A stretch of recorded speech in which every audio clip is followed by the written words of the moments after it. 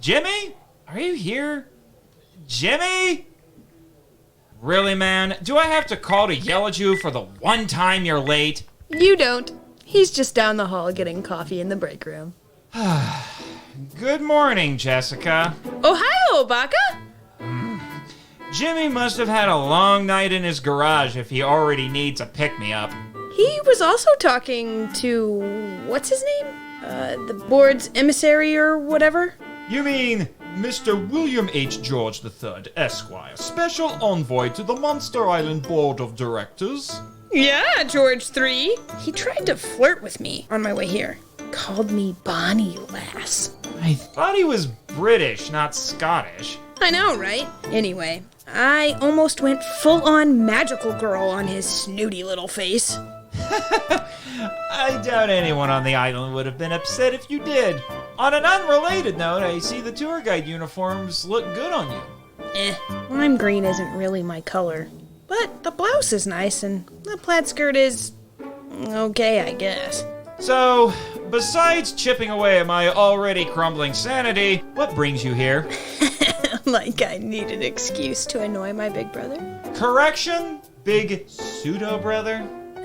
Sarah warned me that you love correcting people's grammar. That's why she told me about all your buttons so I could push them. I'm going to have a long chat with our sister when I get off work. You do remember time zones are a thing, right, Baka? Like, she'll probably be sleeping? Right. Anyway, I just wanted to let you know that I'm bringing Luke and Greg here with my first tour group for the day. And my group will watch for a while so that everyone can see what goes into making Monster Island's world-renowned radio show and podcast. That's the most sarcastic flattery I've ever heard, but I'll take it. Of course you will, Baka. Oh, that's Miss Perkins letting me know my first tour group is ready. See you in 20 minutes, Baka. The Monster Island Film Vault is filmed before a live studio audience. This day just gets better and better.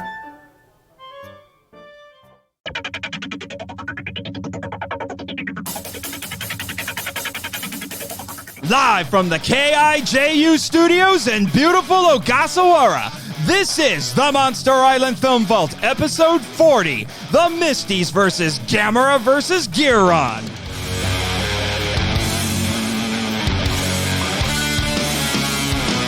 Hello, kaiju lovers, and welcome to the Monster Island Film Vault, a podcast seeking entertainment and enlightenment through tokusatsu. I am your host, the film curator here on Monster Island, Nate Marchand, and with me today are a pair of Monster Island tourists, one of whom you've already heard on this show. You know him, you love him, the host of the Earth Destruction Directive podcast, Luke Jaconetti. How you doing, Luke? Oh, Nathan, I am doing fantastic. Thank you for having me on the show. You know, the last time I was on here, we were talking about Battle in Outer Space. It involved, on my personal behalf, it involved several plane rides and ending up at an island owned by my benefactor, Signore Dufo Damonzo. You know, the owner of Two True Freaks, as anyone knows, everyone who listens to Earth Destruction Directive. I thought maybe that's what's going to end up. You know, I had to make another trip back out here. And then all I know is I get this memo, right? And the memo says, oh, you need to go to Pensacola, Florida. Oh, like, okay. I got friends in Pensacola. Sure, I'll go down there. It's like, no, this is, and then I get a call from the lawyer, right? And the lawyer, he's like, no. This is no a social call. You will go down to Florida. Okay, and you would go to the place in the Pensacola. I'm like, okay, man. So they send me the address. I go into this place, and it's like this whole building is like totally trash, right? But they say go downstairs, go as low as you can go. Get in the elevator, go down. So I go all the way down to this sub-basement, right? Oh. And then there's this train, and it's like, I don't want to get on this train that goes into a giant tunnel in this basement, right? But the guy says, you want to be on the network? You do this, right? Or, you know, it's in Italian. So it's like, I'm assuming that's what he's saying. My Italian is, you know, very limited. So I get on it, and then it's like when you go on the Viking ship at Busch Gardens and you hit to the top and then you just fall and you're weightless. That's what it felt like. And I'm just flying and I pop out here. Oh, you know, it's like I popped out here, it's out on the back 40 somewhere. It's out behind all the buildings. It's out by like the boiler or the tank farm or something out there. And I just kind of, it's like, oh, wait. And so I wandered up and there was a tour group and said, yeah, why not? When in Rome, be a tourist, right? So there you go. So that's why we're here. And it just happened to, I had a great tour guide. She was a peach. She was fantastic, by the way.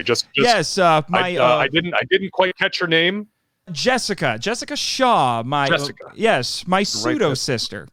My she was fantastic. So you can, if you want to give some, I don't know if there's a feedback card or something, but she was great. Yeah, well, I mean, she's she and the rest of her tour group are still sitting over there in the behind the producer booth where Jimmy is right now. They're watching us right now because I guess she decided that everyone had to watch the show be broadcast live. Oh, she's already making snarky remarks. Of course she is, Jimmy. Of course she is. Well, I'm just glad that you got here safely. Although I will admit that place in Pensacola that you're talking about sounds eerily familiar. I'm not 100% sure why, but I didn't realize that one of those tunnels led here. That makes perfect sense because, there is an entrance to the Hollow Earth here on the island, obviously. Did you hear the famous Doug is now here on the island hanging out? I did not know that. That is fantastic. I'm glad he's moving up in the world, literally. Yes, he is. Yeah, quite literally. I've also heard rumors that he fancies Lady Baragon here on the island. So I'm not sure what to think of that right now. So, we'll see how that goes. Yeah. Good luck with that. And then also joining me today is my friend and collaborator and at least former podcaster, Greg Meyer. How you doing, Greg? First time guest. Yeah, well, thank you. I think I might have made a mistake. I was supposed to go to the store, but my GPS on my phone, I think it took me the wrong way. I was supposed to go to the grocery store and pick some stuff up from my wife, and she makes fun of me for kind of following the ways a little bit too closely. It's Illinois, and we have so many roads closed here because of potholes and road work and everything. That next thing I know, I'm somehow on an island. Yes, getting ready to get on this tour, and so since I was here, I was like, well, I like history. I like sightseeing. So there you go. Just, kind of take a look around. Yeah, you'll have to bring the wife next time. Is Mona? Is that correct? Yes. Yeah, you should bring her the next time. By the way, which GPS are you using, if I may ask? Oh, just the Waze system on my iPhone. Okay. I was going to say, if it was Siri, you might have had a little bit better luck. I don't know. At least it wasn't Apple Maps. Oh, there you go. Yeah. Oh, see, Jimmy agrees. Yeah, you said you're better off not using Apple Maps. Apple Maps, you'd end up in the middle of Pacific Ocean somewhere, probably. Yeah, probably. Yeah. I think I probably would have ended up next to Amelia Earhart. Oh, yeah. That's for sure. Seriously, Jimmy? You met Miss Earhart once? I don't know if I want to know that story. I don't know how that works, but at this point, considering that you miraculously survived the infamous war in space and you still won't tell me how, it's probably the same way that Miss Earhart survived. Either that or she's still waiting to be found by Captain Janeway. I mean, something like that. But I'm having the two of you gentlemen on to continue the year of Gamera.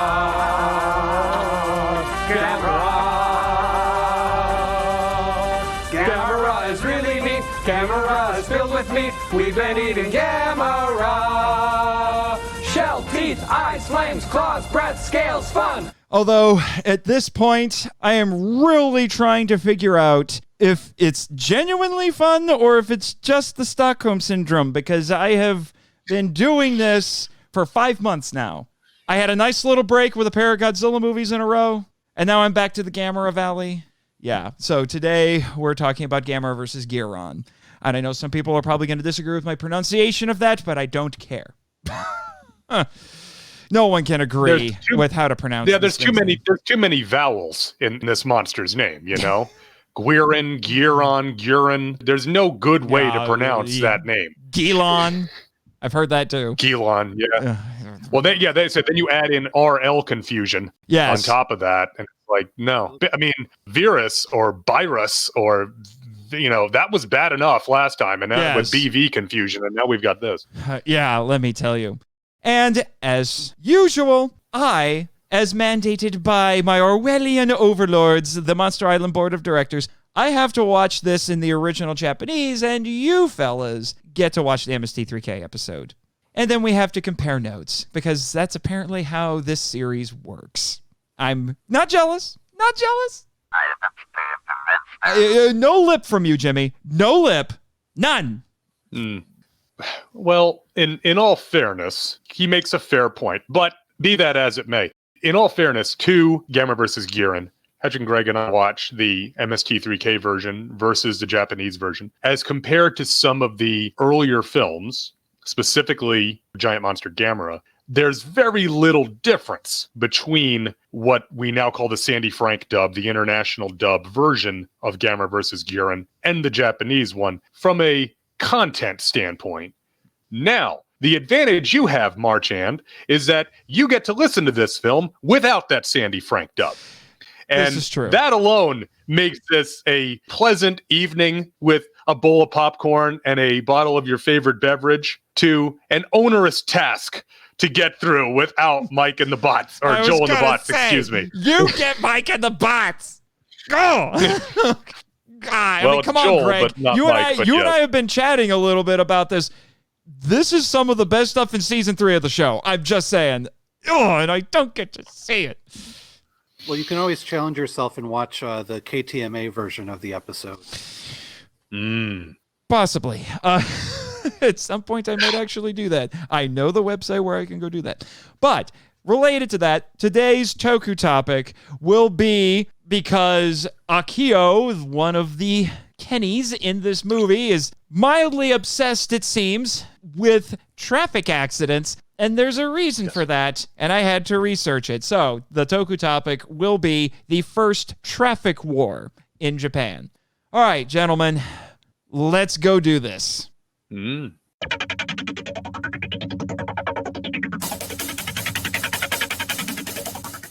Once again, Gamera is the heroic friend to all children. He spends the movie trying to keep the boys safe, whether that involves clearing a path through asteroids or fighting Guiron out of benevolence. Guiron is a vicious and cruel blade-headed monster created long ago by the Terran computers after they went haywire. He obeys the commands of Barbarella and Flobella, acting as their guard dog, but turns on them after their computers are destroyed. After which, he attacks Gamera apparently out of pure nastiness. Space Gauss is one of a swarm of supposedly malevolent creatures who overran Terra. The Kennys of this film are the precocious yet adventurous Akio and Tom, who fly the Terran saucer just for fun and explore the alien planet out of curiosity. Once they learn the Terran spacewomen's true motives, they spend the rest of the movie attempting to escape or trying to help Gamera. Sorta. Barbarella and Flobella are deceptive and hungry Terrans, planning to eat the boys' brains to gain their knowledge and then go to Earth to escape Terra. The cautious but caring Tomoko is Akio's younger sister who tries to keep them out of trouble and tries to convince the adults the boys flew away in a spaceship. Officer Khan Kondo, aka Cornjob, is the goofy yet competent policeman who looks after the kids and advocates for Tomoko. The caring but dismissive Kuniko and Elsa are Akio and Tom's mothers, respectively, who refuse to believe any of the crazy things the children talk about while also worrying about their missing sons. Like the previous movie, the human and kaiju plotlines are at first separate until the boys meet Gamera, at which point the plotlines unify.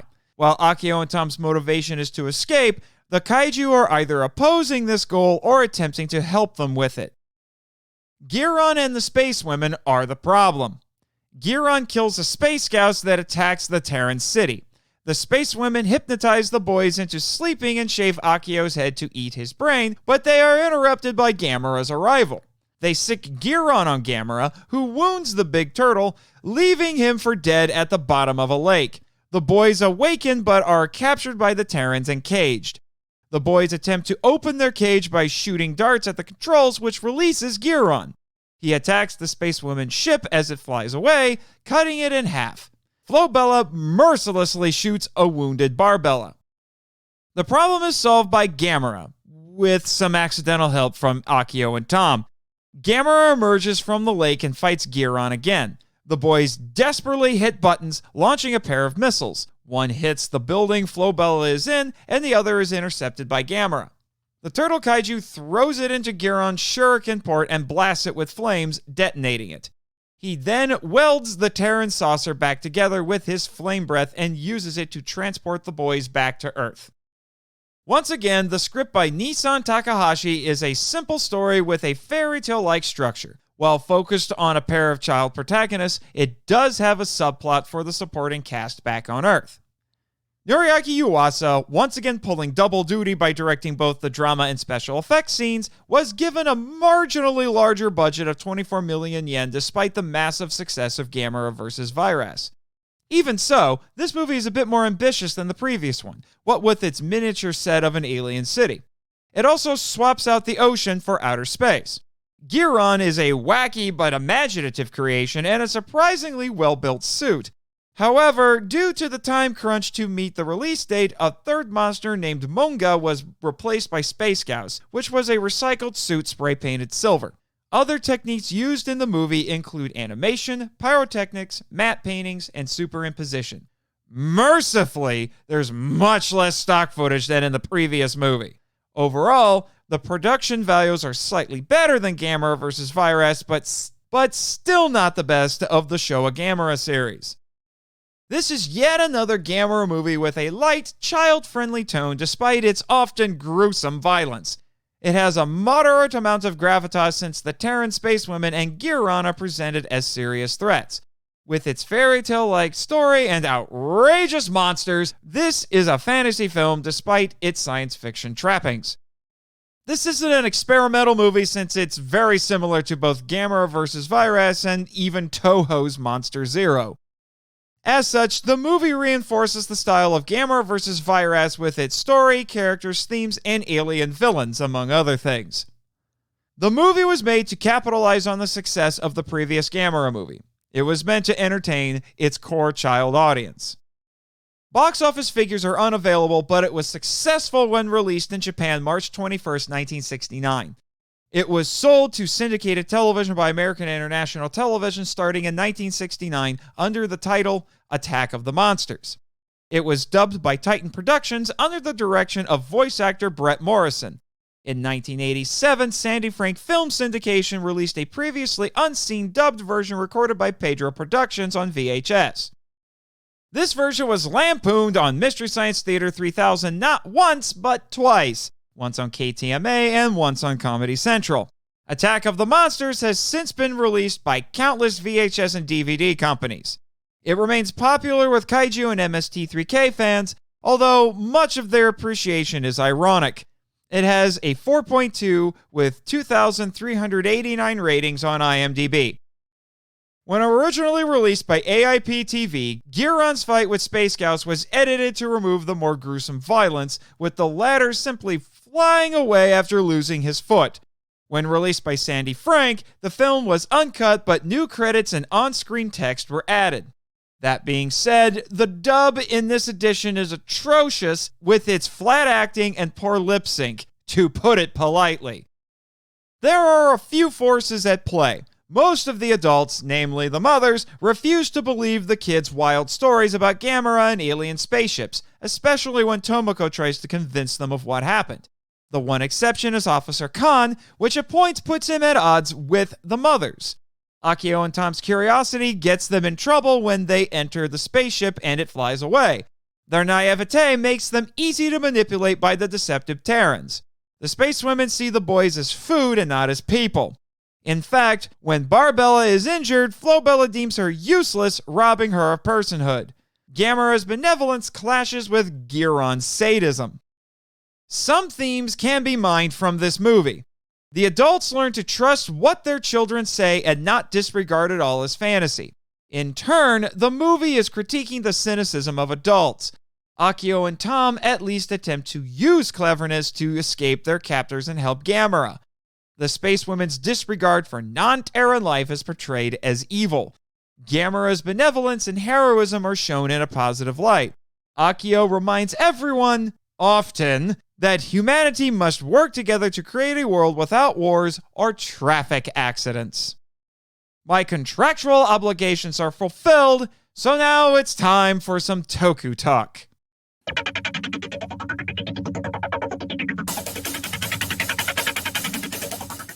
All right, fellas, I have to be honest. That took a heck of a lot longer than it was supposed to, but it's not my fault. The equipment in the screening room kept screwing up. It kept malfunctioning, so I had to stop and play the movie again at least 5 or 6 times. My apologies. Well, actually, I watched in entirety Gamera versus Gyros, thinking that was the movie I was supposed to be watching. Oh, lovely. Mainly because Gamera versus Guiron is like probably my favorite of all the Gamera movies, and I thought that I was trying to go with one of the ones that I hadn't seen as often. But I'm kind of glad I did, because it kind of relates to this episode in a way. Yes, it does. That was the previous MST3K Gamera movie. They skipped Virus. But I'm assuming everything went off without a hitch for you, Luke. Oh, yeah, no problems. I mean, for me, like I said, I had a glass of my favorite beverage. It was a gin and tonic. Oh, they serve gin and tonic in the screening room now? Apparently. No, I snuck it in. But yeah. If the board's lawyer, Mr. Raymond Martin, gives you any grief, I think I can defend you. I'll be honest. I said this last time. If we get into a thing between the Island's lawyers and Demonzacor's lawyers, the war in space is going to look like, a picnic in the park. So I'm not super concerned about that, personally. Oh, yeah, what was that, Jimmy?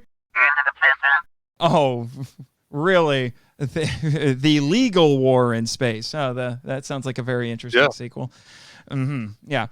But anyway, you guys got to watch the MST3K episode. I watched it straight. So because you're the guest here, I'll ask you guys, what are your first impressions walking out of the screen room?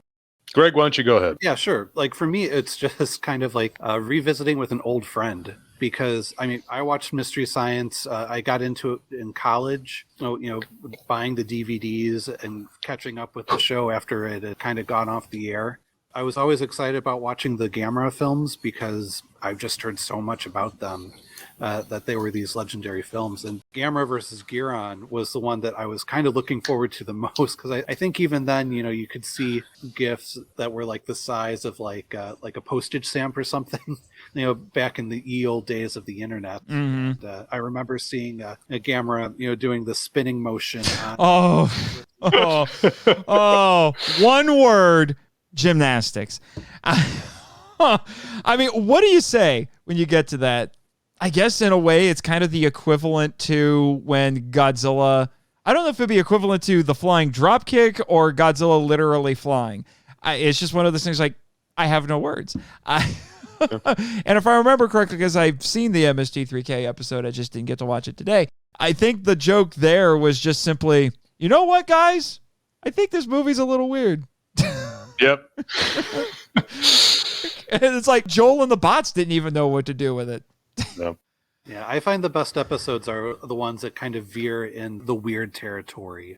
And I think really like the goofiness, like it just makes it such a top tier movie for this, because I think looking at it from the Mystery Science Theater angle, I feel like the episodes that do the best for riffing, it's either a movie that's really bad that deserves the verbal punching that it gets, or it's just so kind of silly and goofy that it's enjoyable to watch and you feel like the writers had a fun time watching this one. And I think if they didn't have to watch like so many Gamera films in a row, I feel like this one is one of the best just because of just how goofy and fun and silly it is.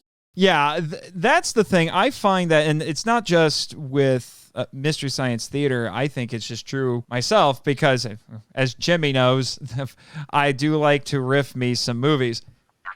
Yeah, you do too. Yeah, we have movie nights at my apartment here on the island, and we'll all, you, me, and Jessica will all just hang out and watch a bad movie sometimes. And I find that the ones that are best for riffing are ones that are sincere. they wanted to make something good and then they were limited either by time, resources, or talent to actually make something good. And I know for some people that might sound a little bit harsh when I'm talking about Showa Gamera, but have you seen Showa Gamera? I'm just saying. It's no Toho. Let's be honest. Yeah. But how about you, Luke? I got into MST3K actually very, very, very early because the first episode I saw was in season 1. It was The Crawling Hand when it was on the Comedy Channel. This is before Comedy Channel eventually would merge with another cable network called Ha. They would form the Comedy Network, which would later change its name very shortly to Comedy Central. So I've been literally watching MSTie since it was available nationally when I was in, I think, middle school. Wow. And I said it was The Crawling Hand was the first one because my brother and I, we were big B-movie fans anyway. My dad was a big genre movie guy. You know, my dad's favorite movie is King Kong 33. So we grew up watching Harryhausen movies and Willis O'Brien and all sorts of B pictures and stuff. I got into Godzilla when I was 4. So I was the right audience for this. And then it was, I want to say it was either a week or 2 weeks later, it was Robot Monster was the next episode that we watched. And that's how my brother got into MSTie, was through Robot Monster. And from there it was in like Robot Holocaust and Untamed Youth and Slime People and all those first season eps. So we were on board from the beginning. I was familiar with Gamera before this. I had seen War of the Monsters, you know, the AIP TV version of Gamera vs. Baragon, and I had seen Gamera Super Monster. I'd seen those both on TV, so I knew Gamera, but I wasn't super familiar with him. His movies didn't play as much locally growing up there in New York. So I knew about him from Jeff Roven had a book called The Encyclopedia of Monsters that I wish I still had my copy of. And in that book, Roven talks about all the Gamera monsters and describes them. So I knew who they were, but I hadn't seen most of them. So I was very eager to watch these on MST3K. And this one in particular, this one is just, especially since you go from Giant Monster Gamera to Baragon to Gauss to this one. By skipping Virus, you skip that whole, hey, we're going to have 2 kids be the lead and make an absolute straight up kids movie aspect that you get in this one. And so this one just seems way out there. And like you were saying, Greg, it's just so silly and so weird in spots that you just kind of roll with it. You know, it's like, okay, sure. To the point to when they're in the one of the buildings on Terra, and Tom says, well, what if goblins come out? You're like, well, of course. Why not? If goblins showed up, I'd be like, yeah, sure. Why the heck not? I bought everything else up to this point. Just like I said in the Virus episode, this has a very fairy tale sort of structure to it. And to be honest, it's basically the same plot as the previous movie. And the thing that's kind of funny, because it kind of blew my mind when I heard this, but as part of my research in the lead up to this episode, I did watch the movie with the commentary on the Arrow Blu-ray set, and I had forgotten that the commentary on this movie was done by none other than David Callett, who, if you are into academically studying these movies, you know that name. He's written quite possibly the definitive book of essays on the Godzilla series. He was very positive to the movie and defended it at every turn that he could. My favorite part being when and we'll talk about it, the infamous Gamera theme played. It plays twice in this movie, and he actually stopped in the commentary. He's like, you know what? Let's just have a dance party right now. And he just shut up and let the music play. But he said, this is the same movie as Monster Zero. I'm like, what? And then he started talking about the similarities between this and Monster Zero, and I'm just like, holy crap, he's right. The two main protagonists. So the main difference, the monsters never make it back to Earth. That's the main difference. But otherwise, but it's more early on than the whole movie. But he said, the 2 characters travel to another planet in a spaceship. They get out, they start exploring, and they find weird things, and then they meet aliens, and then they said, oh, there's a monster that's here, that terrorized our planet. And, so there's a lot of similarities early on. After that, it veers off into its own thing. But yeah. So, and as I say, some of the aliens are, let's just say wearing very shapely wearing jumpsuits. Oh, Flobella and Barbella. Barbella, not Barbarella. That's very different. Yeah, although I would not be surprised if Jane Fonda was confused for a Terran on at least a few occasions. Just saying. But yeah, so since we're on that subject, let's talk about them, our villains in this. So I said that this has a very fairy tale sort of structure. The idea being, like Akio and Tom. Yes, I know, Jimmy. They're not you and Masao. I get it. It's another carryover from the previous movie. Got to have the white kid. And I'm going to be honest with you, since I'll just mention this really quick. Christopher Murphy, the little kid who played Tom, he's no Carl Craig. I've often joked watching this movie, it's like, I think this kid is dead inside. He has no expression. He's just kind of... He just has resting, tired face the entire time, just kind of stares forward. I'm just like, which leads to a moat. Yeah, well, that does lead to a great bit on the MSTie episode. It's a great host segment involving that he looks vaguely like Richard Burton. And so there's a whole host segment where Crow, as Tom, is reading lines of dialogue from Richard Burton's films. There's a whole, like, Who's Afraid of Virginia Woolf aspect to it. It is. Yeah, I remember that. I was actually, I know it's not, I don't think it's this episode, but the way that kid looks just reminds me of another host segment on MST3K that is just called Dull Surprise. I forget which episode. That's this kid's Dull face. Surprise. That was the Dreamwave Transformers comic in the 2000s. Was Dull Surprise. That's where I. Yeah, but anyway, so these kids, the two kids are basically Hansel and Gretel, and they've wandered into the woods and they found the witches who want to eat them. Because that is our villain's motivation. They want to eat the children. I mean, you don't get much more evil than that. You want to eat the children. And as you pointed out, shapely jumpsuits. If I was to give funny titles to my episodes, that might be the funny title for this episode, shapely jumpsuits. But I look at this and I'm like, you know what? This is very 60s. Mini capes, shower caps with antennae. Yeah. As someone that's just coming into this as a MSTie fan, I've seen like a couple of kaiju films, but not too many. I think this film's very interesting in the sense that we have a couple of Western characters as main characters, like with Tom and his mother. Oh, his mother. Interesting thing, I forget the actress's name, but I found out on the commentary that she was actually a missionary to India. And after she did her work in India, she moved to Japan and got into movies. I think before this, she was in Space Giants, if I remember correctly. Interesting. Yes. Edith Hansen. Yes. Edith Hansen plays Elsa in this movie. That is true. Yeah, so interesting little fact.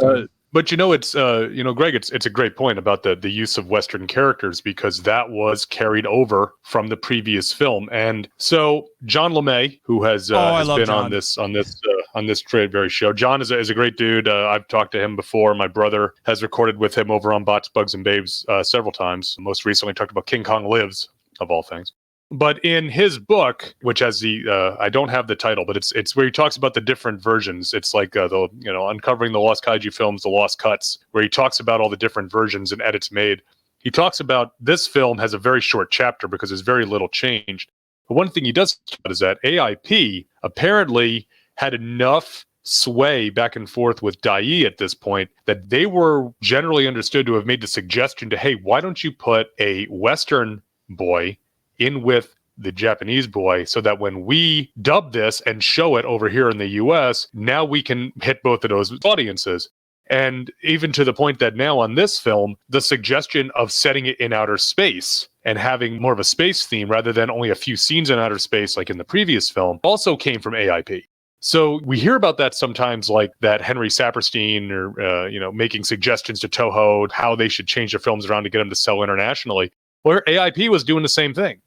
Because ultimately, the way that a lot of they were making some money domestically, but it was seen as international distribution was how you were going to make your money doing these. If you could sell this movie to, whether it's American International or UPA or Columbia or whomever in the States, then you could make some money. And then if you made some money, you could earn enough to make some more of these, which is what essentially happened here. So I agree with you, Greg. I run hot and cold with the Showa Gamera films. Some of them are just like, ugh, and some of them I really like. But I've always liked the team-up kid gang sort of aspect of them. One, because it plainly differentiates them from their competition. I don't have to hear it so much anymore, but they'd be like, oh yeah, all those Godzilla movies with all the kids. I'm like, yeah, there's like 2 that have any kids in them. Yeah. And it's like, and it's not what you're thinking. It's like, oh, Godzilla with Kenny, right? It's like, no. you're mistaken. Let's talk about this. Yeah, that's I that's like that Gamera, but only in one of the dubs. Yes. Yeah, that's when you have to pull out the kaiju nerd card and be like, well, actually. Yeah. Well, you try to, limit the number of cards you play at a time, right? But so I agree with you. I like that they have that because, again, it differentiates them, but it does kind of go towards the commercial side of them as well. And that choice was made to sell the film internationally. Yeah. And one could even say that with Tom and his mom, Elsa, perhaps this was also done in a sort of vaguely European way, that one could say, well, perhaps she's, because she's speaking Japanese in the Japanese one. Her name is Elsa. It's like she could be German. She could be Austrian or Belgian, so they could theoretically sell this in other markets too, because they're just, for lack of a better term, just Western, right? Mm-hmm. They're not specifically American or specifically any one nationality. They're just their neighbors that happen to be, not Japanese. Yes. Right. Now, related to that, I want to throw this out here as a little topic of discussion. And it's one of those things that I heard in the commentary, and as much as I respect David Callett and his work, he made a statement in this that took me back a little bit, which was he made the argument that AIP doing this, and this might be a little bit controversial, but he said that was racist. That having a... Yeah, and that AIP saying you have to have a white kid, basically, in this movie. You want us to distribute it internationally, and we don't think it'll do well without a white kid. I could see that argument, but at the same time, I can see both sides of the coin, right? Because one could easily make that argument saying, well, your movie's not going to play unless you have a white character in it. But at the same time, knowing AIP, that's Roger Corman's outfit. I guarantee you it came down to a dollars and cents issue with AIP, because that was their whole modus operandi was, what can we do to maximize our profits? And if that means that we get our partner in Japan to make a movie a certain way, that means we can pay the same amount of money for the rights to distribute that movie in the States and make more money, then they're going to do it. It's very mercantile and mercenary in that sense.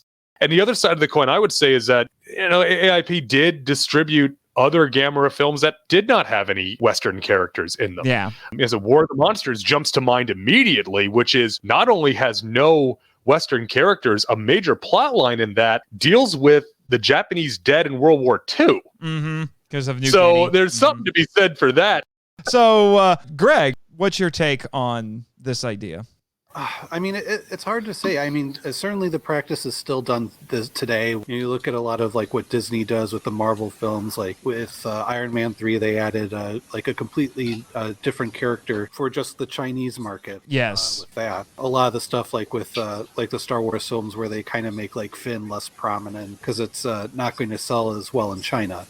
On one hand, you want to see the film succeed because of its own merits and not just because it has somebody looking a certain way. But I can kind of see that in some ways why someone would say that it's racist. But me going into it, I just think it's interesting rather than racist, just because it's so unusual to see this kind of dynamic, and I kind of like it.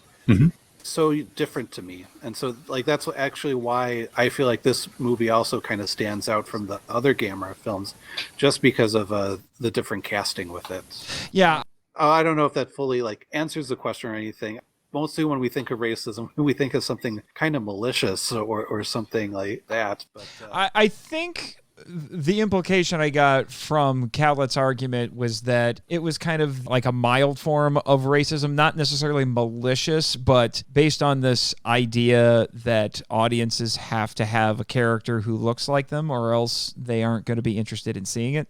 Yeah, I can see that, but I think most kids are just going to kind of root for the kid in the film.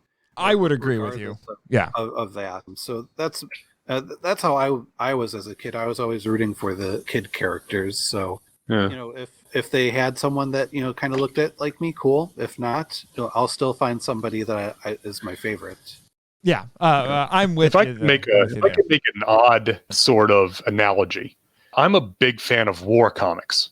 Every November, I do #War Comics Month on Twitter. We talk about war comics. And Marvel's main entry in the war comics genre was the book Sergeant Fury and his Howling Commandos. Now, this book is set in World War II, but the Howlers are an extremely racially diverse group. And now this is a comic published starting in 1963, so not too much earlier than what we're talking about. So in the Howlers, besides Sergeant Fury, you had Dum Dum Dugan, who most people know Dum Dum Dugan nowadays from his appearances in the MCU. Mm-hmm. But you had Izzy Cohen, who was a Jewish American. You had Gabe Jones, who was African American. You had Dino Manelli, who was actually born in Italy but had emigrated to the United States. Rebel Ralston, who was from Kentucky. Pinky Pinkerton, he was British. And then Junior Juniper, I think he was from New York, I think is where Juniper's from. He actually dies very early on in the series. So right there, you've got an integrated unit.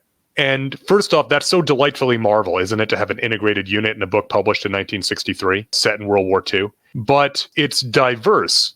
Was Stan Lee and Jack Kirby and Dick Ayers, were they casting a wide net, perhaps, to show characters of different races and ethnicities in this book, perhaps as a way for perhaps a Jewish kid or an African-American kid or an Italian-American kid to see someone that maybe looked like them, or remind, this being 1963, perhaps like their dad that may have served in the war, perhaps, or perhaps that's just the kind of characters they wanted to put in it, and they wanted to put some diverse characters in it. It's hard to ascribe motive after the fact, right?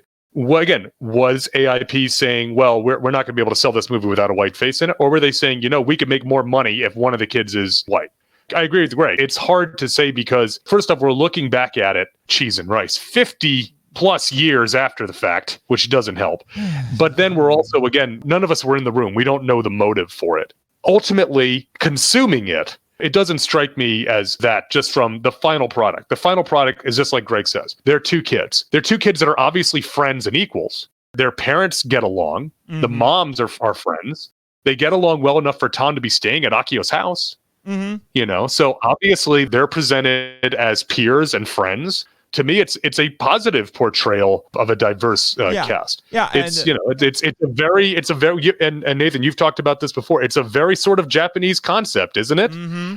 You talked about this, I think, on the Mysterians, the idea of the United Nations and Japan seeing itself as an international power and getting along with everyone, and we can all find common ground and work together. So it's I like the mixed cast. I look at it very positively in this, the idea that. I mean, if you really want to look into it, it's almost like saying, okay, this is a generation after World War II, and the Americans and the Japanese are no longer warring with each other. They used to be enemies, and now they're friends. It's the same argument I would make for Fuji and Glenn. Yes, Jimmy, your weird little man crush / spirit animal thing you got going with Nick Adams, whatever. And same thing there, except in that case, it's a pair of adults. It's wonderful. I just wish Tom was a better actor. I think also what helps too, that with it not really coming across as racist for me, is that neither child is viewed as the comic relief or lesser. Like if one of them acted more like Corn Job. Corn Job. Officer Khan. It's Kondo. And acted more like the police officer rather than the characters, then I would say maybe there was a point to that. But really, they each get a chance to shine and prove their usefulness. Yes, and we get a foreshadowing with Tom because apparently he's a marksman, I guess. Yeah, Jimmy, I know you're disappointed with his aim, I'm sure. Okay, not everybody can be a space warrior, okay? And we're introduced to Corn Job Khan by having Tom do basically a drive-by shooting. It's really a drive. It's really drive-by if you're on a bike. Is it more of a ride-by? It's a ride-by shooting. Yeah, it was just something. I heard that, I can't remember the actor's name. I think the actor's actually is Khan. It's Khan something. I can't remember. Something for you to look up, Jimmy, for your blog. But he was actually a comedic actor. And am I crazy? But I was getting Andy Griffith vibes with this guy because of how goofy he's like Barney. I was going to say, more Don Knotts than Andy Griffith. Yeah, that's what I mean. There's a kind of a Don Knotts energy to him. And for what I understand, he was popular with kids. And I think on the commentary, they mentioned that because he had his own kids and he said, "Oh, I'm going to be in a Gamera movie." And his kids were really excited about this, and they kept asking him stories about working with Gamera on set, and he kept having to make up stories about it. Because it didn't register with them that Gamera wouldn't be on set. So it's just and Officer Khan doesn't have any scenes with Gamera until the very end. No, see, and that's the thing that's weird. And I mean, I like the characters like Khan, Cornjob, whatever on Earth, but honestly, I don't see why we even needed that part of the story. Like, you could cut those scenes out, and I don't think anything would really get lost. I mean, again, Stockholm Syndrome might be setting it. They're fun to watch, but it doesn't have impact on what Tom and Akio are doing on Terra. So I'm kind of two minds about it. I like, though, that they're there just for kind of showing what is going on with the sister. Yes. Mm-hmm. Since she was left behind, it kind of at least gives a glimpse into, like, well, what happens, after, she sees them kind of disappear. Yeah, and this is actually kind of nice because I made the comment in the Virus episode that one of the through lines that I've been seeing with a lot of these Showa Gamera movies, I've been noticing that every single one of them, with the exception of Barugan, obviously, because there were no kids in that one, we have boys as a character, and they have overbearing older sisters. And in this one, it's more like an overbearing younger sister or something. We still got a sister, but now it's a younger sister. Yeah. Yeah. In this, well, I mean, Dai knew who their target audience was. Their target audience was young boys. Yeah. And what's ickier to a boy than not just any girl, but a sister? Oh. Yeah. And then we had this weird thing. And Khaled did his best to defend this, so I get it from a storytelling perspective, but the continuity loving side of my brain kicks in, and it's just like, why do all of these adults act like Gamera and aliens aren't real? Did you forget the other 4 movies? Well, why are you saying not even that? I mean, apparently they did. They at least forgot the last one because the Terrans scan Akio's brain. And they find, Gamera. Like in Virus, except this time they're scanning the kid's brain and not Gamera's brain. But it's an excuse to have stock footage. But they scan his brain, and Barbarella says, "Oh, no aliens." It's like, what about Virus? He was an alien. That was like his whole thing. Was he was an alien? I know. I don't understand. And I will say this: another piece of connective tissue between this and the previous film. Dai aliens always have the coolest spaceships. I mean, I love the spaceship in Virus. I love the spaceship in this, The one in Virus, to me, is like one of the neatest alien spaceships ever from a Japanese film. The one in this one is a bit less creative, but if you asked a kid, what does a spaceship from another planet look like? This is what they're going to basically draw, right? Yeah, it's going to be a saucer. I mean, I will admit the Virasians, bumblebees glued to a friendship bracelet ship is a little hard to beat. Yeah.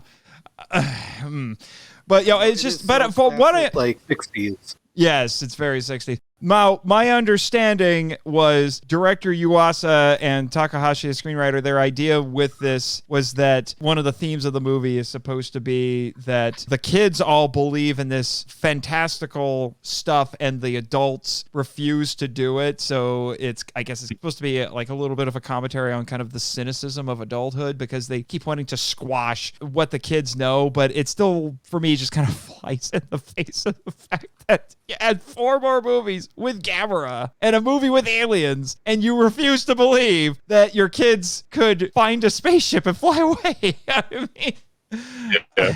What's funny is that theme is literally signposted in a wonderful way right at the beginning of this film when Akio says, "Grown-ups have no dreams." Yeah. It's a very good line because you're right. The kids all believe in this stuff because, of course, Gamera is to friend all children. And like you were saying, Greg, the parts where we get to see Tomoko trying to convince people, no, guys, seriously, they really were taken away on a spaceship to another planet. They're not just playing by the creek. And no one believes her. And a great bit when all the reporters come to see her and they're all talking to Tomoko and the MSTie, the riff is, "You belong to the journalists now, kid,"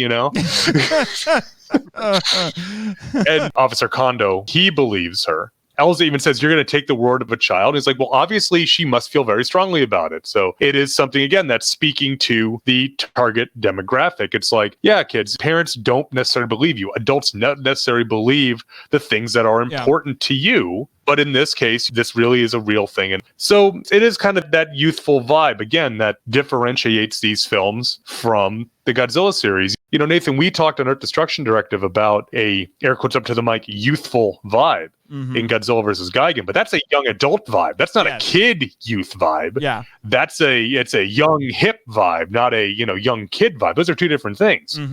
And that's always kind of the knock on these, is that they really are kids movies.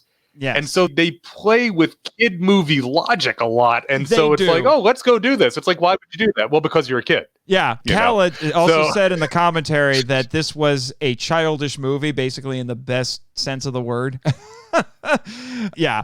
And now you'll appreciate this, Greg. I'm now subtly thinking of that scene in The Lion, the Witch, and the Wardrobe when the two older Pevensey children are talking to the professor because they don't believe Lucy. So he starts asking, like, is Lucy prone to lying? And they say, no. Well, then your only two conclusions are she's lying, she's crazy, or she's telling the truth. And if you know she's not lying and you know she's not crazy...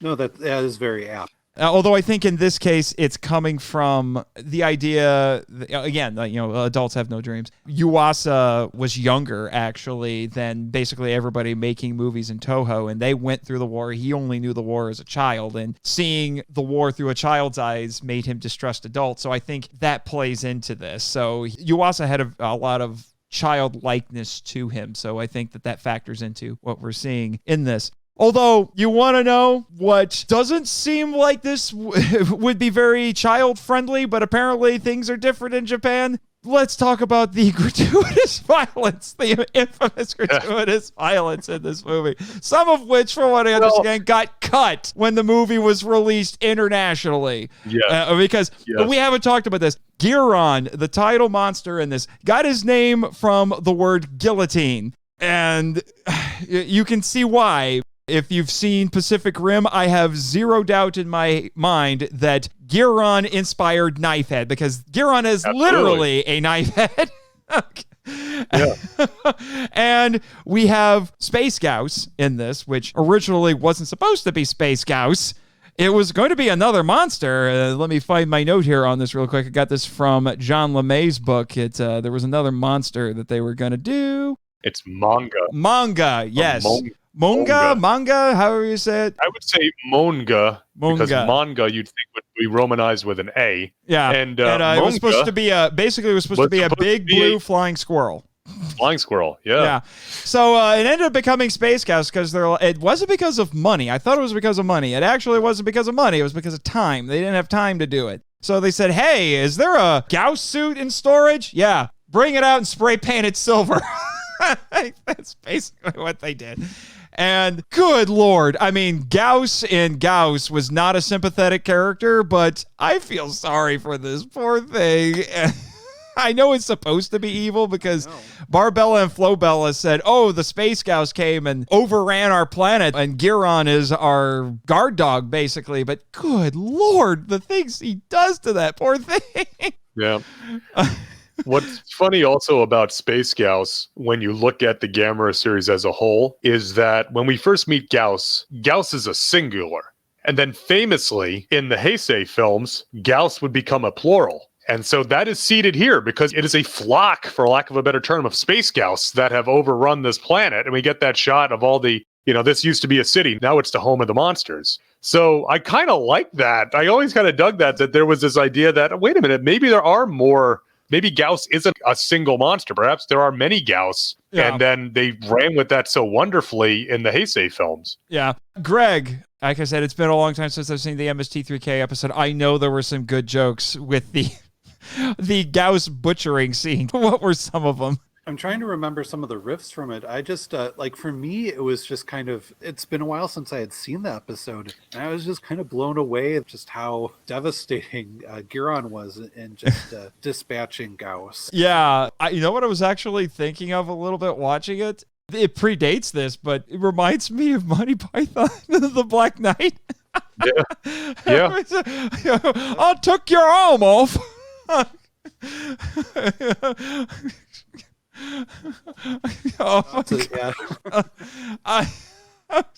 Just a flesh wound. I mean, Oh my gosh, Guiron is mean. Yeah. They have to work really hard to keep Guiron under control here on the island. He's an unruly boy, to say the least. Oh, The one rip I remember from that is when Guiron starts laughing. yeah. I think it's Tom Sowers says, his trademark laugh. And the other one is when the river flows in reverse. He goes, man, now I have to go to the bathroom, but backwards. And then when the river flows back in, he goes, now I got to go to the bathroom again. And Joel's like, will you stop? That sounds about right. But yeah, and then he carves up Space Gauss like he's sushi, basically, because apparently Gauss is just solid meat. There's nothing, if you look at the slices, there's No just bone or solid anything. meat. But he's cutting them up, I guess, kind of like tuna steak, right? You know, there might be a little bone in there, but the Gamera films never shied away from monster gore. And again, I know that you said, the extreme violence. Well, but it's violence among monsters. I think kids like that. I don't think that would have turned most kids off. I think most kids would have been, especially most boys of a certain, it's like, that is so cool. He chopped him up, man. That's fantastic.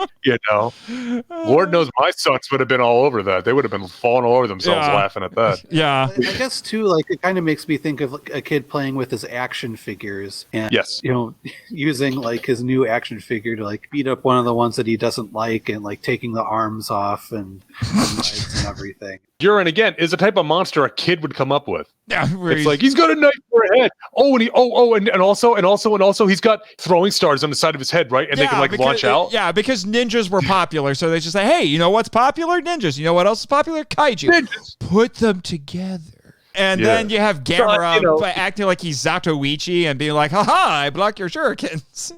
Yeah, there is some wonderful suit acting from Gamera in this. Gamera played by Umenosuke Izumi. Just like when he gets hit with the shuriken, he gets hit under the eyes and he's just waving at his eyes. Yeah. And then he picks up the blocks of ice and puts them on his face. It's like you can almost hear him going, owie, owie, owie, owie, owie, owie, owie, owie. Yeah. So that's how a kid would react to that too, And then when he does the infamous gymnastics bar and then lands and does the when you land the bar in the gymnastics, you got to put your hands up in the air. Right? So he does ta-da! Yeah, because the Olympics had just happened in Mexico, so that was a thing. I read an interview with Yuasa, and he said, we threw it in there because of the Olympics. You had something a minute ago, Greg. Well, I was just going to say just now, too, and also when Gamera's kind of like jumping up and down on the back of Guiron, like up and down, it's like the similar things that I do with like my son and just entertain him. Yeah, the fight in this is interesting, to say the least.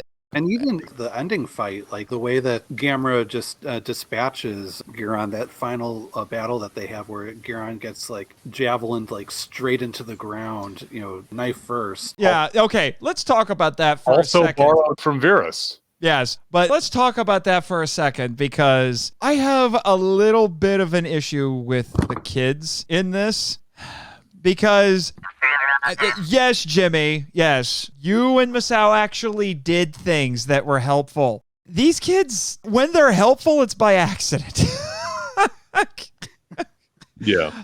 So they're just like, we have to help Gamera hit buttons at random. And they hit the right button. Well, they hit the wrong button and let Guiron out, which was bad. But then he, out of plot convenience, he then jumps up and he's like, oh, look, Flobell and Barbarella are leaving. They can't leave. And he jumps up and magically cuts the ship in half. But only the model. The set's not cut in half. Yeah. Yep. So he does that. And then they accidentally launch the missiles. And right. And then one flies off and conveniently hits the right building where Flobella is, and she dies. Or is it Barbarella? I get them mixed up. Oh, yeah, but it kills one of the space women, supposedly. And then Gamera grabs the other one and throws it into Guiron and blows him up. Yes, there's no intention of help here. It's just, whee, but which kind of, again, goes with the kid movie logic, right? Yeah. I do have to say, the giant missile does have one of my favorite riffs in the entire MSTie episode. I think it's Tom says, it's a huge number 2 pencil. It does look. And as a big fan of wood case pencils, that always amused me. But what's funny is that besides, like I said, the idea of the monster being seismic tossed for you Pokemon fans, being seismic tossed by Gamera and getting stuck headfirst in the ground, being recycled from Virus. The bit where Guiron is stuck in the ground, they fire the missile. The missile is cut in half by his blade. Like you said, Nathan, one side hits Flobella and blows her up, and then the other one is grabbed by Gamera. I just love that blade is so sharp that it cuts the missile in half, and it's so precise a cut that it doesn't blow up. That's like on the old Ginsu commercials, the infomercials where they would cut the tin can and then slice that tomato razor thin. Mm-hmm. That's sharper than that, man. That's like a mono blade type of situation. It's 1 millimeter thick at the tip of Guiron's blade. Yeah. Again, like you said, Kid Logic is the only way that you can accept anything in this movie. But again, that was the ultimate motivation. It's a kid's movie. We can't ascribe other things we can criticize and analyze, but ultimately, end of the day, they set out to make a kid's movie, and this is a kid's movie. Now, will you always like that as an adult? No. The Heisei Mothra films are a great example of kids' movies that are a hard sell to me as an adult, because I'm much less forgiving of something that has the budget that those have. Whereas this, it's like you get the feeling like, man, they're kind of just flying by the seat of their pants making this movie, aren't they? Just like, yeah, we could do that. Sure, we can afford that. Let's do it. Yeah, but I will tell you, they had to do, just like with the last one, there's some some of the kid elements in here. The space women bring the boys donuts, and I wrote in my notes, is that supposed to make their brain sweeter when you eat them? And then, speaking of which, when they shaved the Japanese kid's head, they actually had to pay that actor to do it. They paid him $14, 5,000 yen, to get him to let him shave his head. Wow. Yikes. I'm like, okay.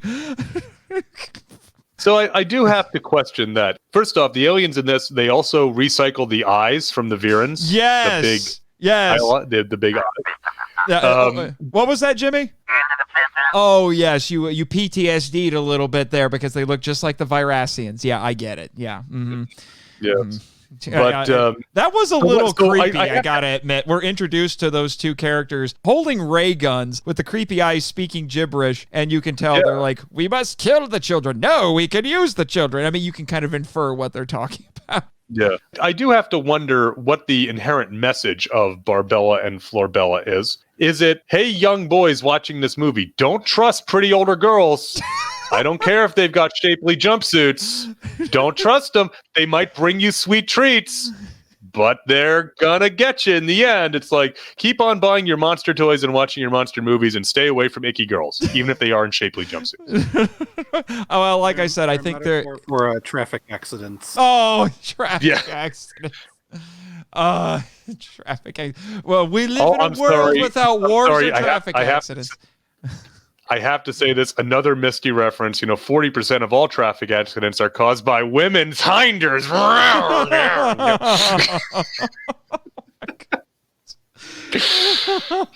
So what you're saying is Flobella and Barbarella probably caused some of those traffic accidents. They are that evil. maybe not as many as Zegra's henchwoman and running around in a bikini in Gamera versus Zegra, but probably a couple. Oh, that's an episode and a movie for a different time. So, oh, good Lord, that one. Oh, I have thoughts on that one. Oh, man. Yeah. In the Mystery Science Theater episode guidebook, this episode contained one of their most obscure riffs that they ever did for the show, and that's I forget which character does it. I think it's one of the villainous henchwomen. Tom Servo yells, "Oh no, she's got Mike's keyboard!" And then Joel was like, "Wait, what?" And Tom goes, "It's obscure." And the story behind that is that Mike Nelson had a ex-girlfriend that stole one of his music keyboards from his apartment. Oh wow! And what's great is that Mike Nelson plays piano in this episode. Yes, let's talk about that. The Gamera song. Yes, this was not the first movie that the Gamera theme was in. That was Virus, but this is the first time it's in one of the MST3K episodes, and I will make no qualms about it. I think MST3K popularized the song with their parody version. I think the MST3K version is better known than the original, although that's not hard because half the lyrics in the original Japanese version are just a list of planets or utter nonsense. So, yes. Okay.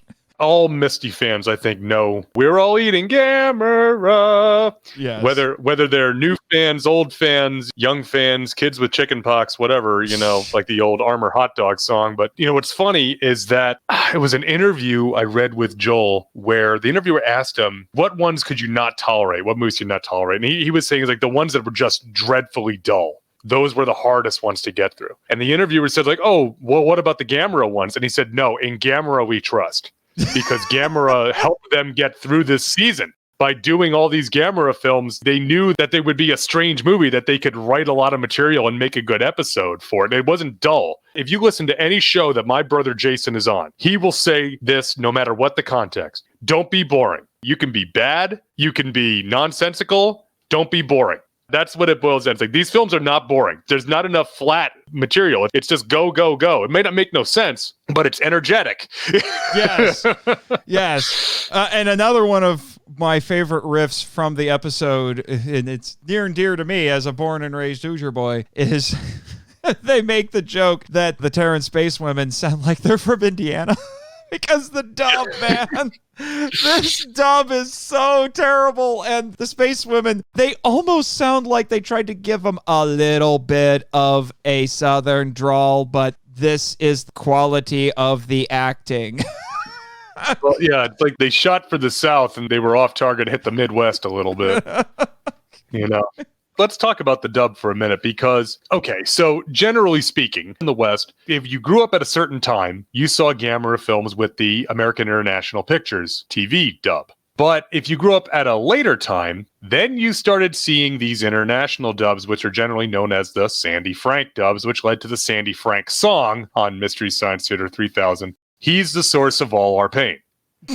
Now, these, much like we would see over in Godzilla, these were the international dubs that were prepared by Dai. So they were generally done in Hong Kong, and they have that very kind of flat delivery. And ostensibly, these dubs only existed, at least for Toho. This is what I've read. I don't know if this is necessarily the case for Dai, but ostensibly, these dubs primarily were done to sell the film to an American distributor.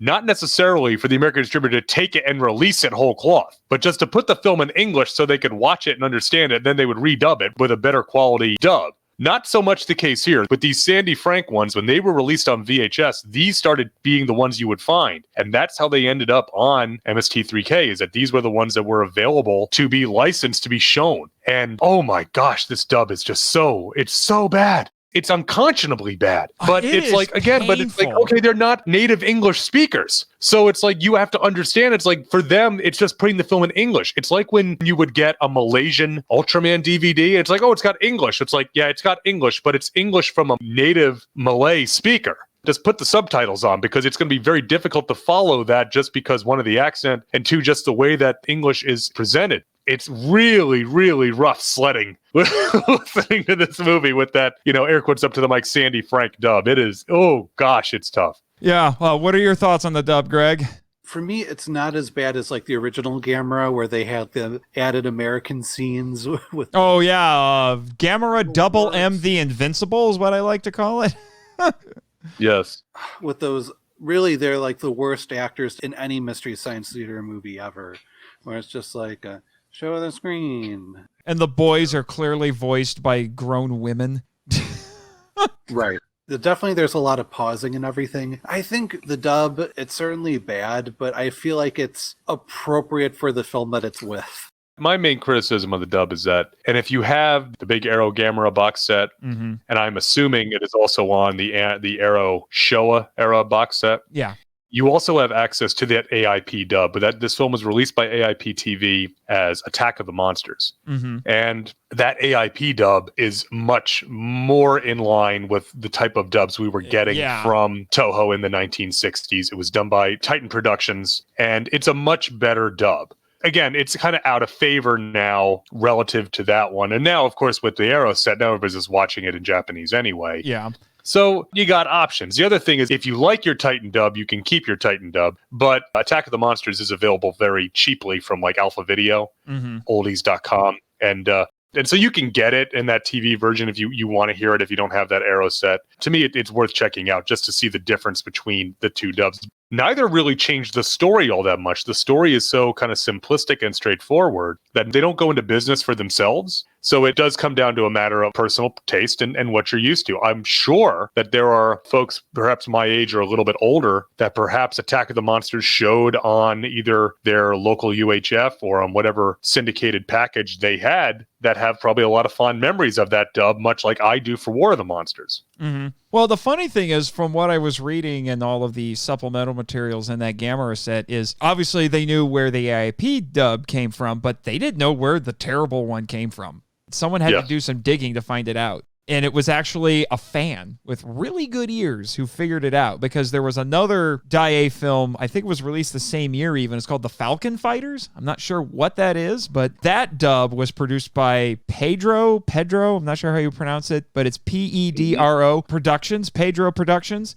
And they said it was most likely directed and translated by a guy named Pedro H. Komiyama. So that's who you have to blame for this.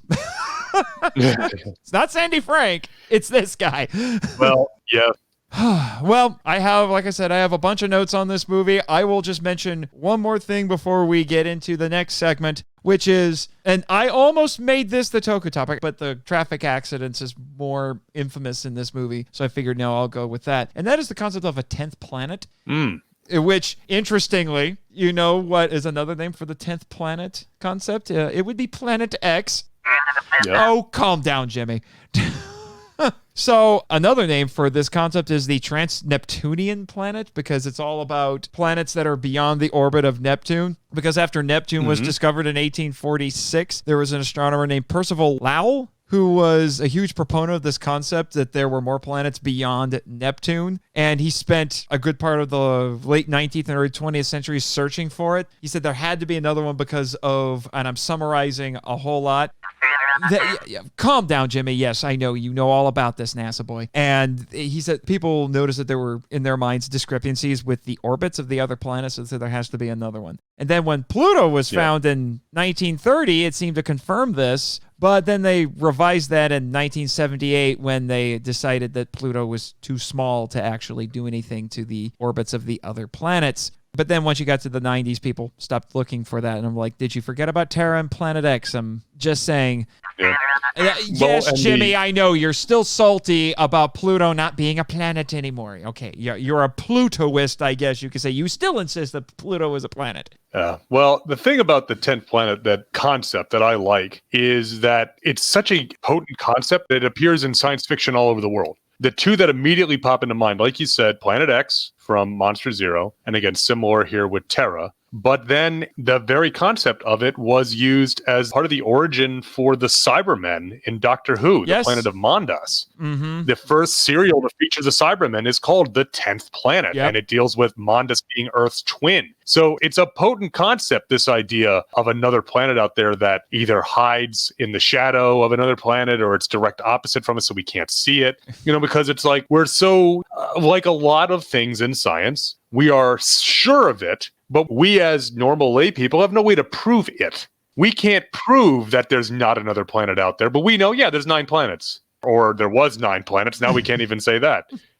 So that's why I think it's such a great concept to mind. And using it here, I always kind of forget about it, that it's like, no, it's not another solar system. It's a planet in this solar system, which is a pretty creative little touch. And again, it does tie it again a little bit to the ideal for Monster Zero.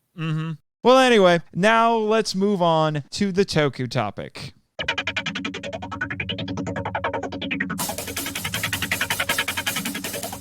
This is Tokyo, once a city of 6 million people. What has happened here was caused by a force which, up until a few days ago, was entirely beyond the scope of man's imagination. Tokyo, a smoldering memorial to the unknown. An unknown which at this very moment still prevails and could at any time lash out with its terrible destruction anywhere else in the world. Hi folks, Luke Jaconetti here. I'd like to ask you a few questions. Do you like giant monsters, or as they're called in Japan, Daikaiju? Monsters like Godzilla, Rodan, Gamera, King Ghidorah, or Mothra? Do you like more obscure monsters, such as Gappa or Yongari? Do Do you like giant heroes like Ultraman or super robots like the Shogun Warriors? If you answered yes to any of these questions, then I think you might like my podcast, Earth Destruction Directive. I'm a dedicated fan of all things Daikaiju, and I'd like to share that with all of you. Please check out Earth Destruction Directive at twotruefreaks.com. Earth Destruction Directive, where we turn your Daikaiju dreams into city-smashing reality.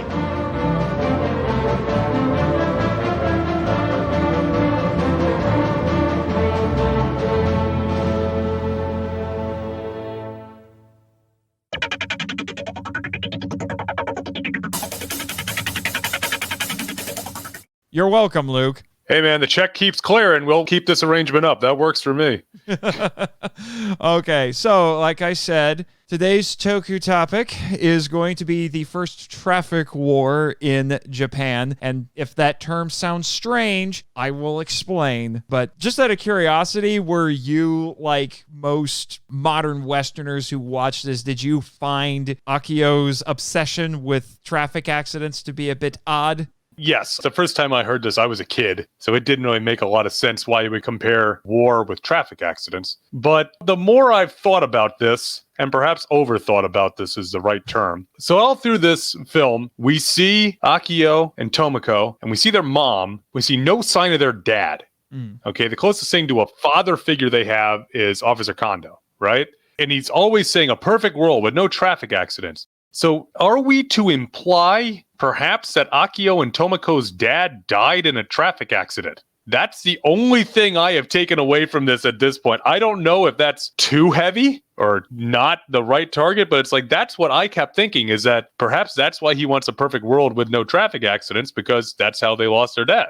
That makes sense. What about you, Greg? Yeah, I mean, you don't see Tom's dad either, so it could be in the same boat there. Possibly, but it's only Akio who brings it up.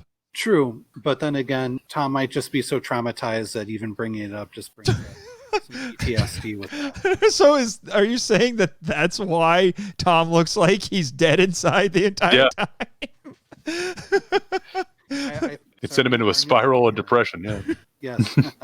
I know I shouldn't be laughing at that, but it's still a little bit funny. Oh, calm down, Jimmy. Okay, I know you got your own PTSD issues to deal with. Okay, I get it. War in space and all of that. Yeah, you still can't look at Chewbacca the same way, can you? I was going to say, but most people don't suffer their PTSD by looking like Richard Burton. So, it's a...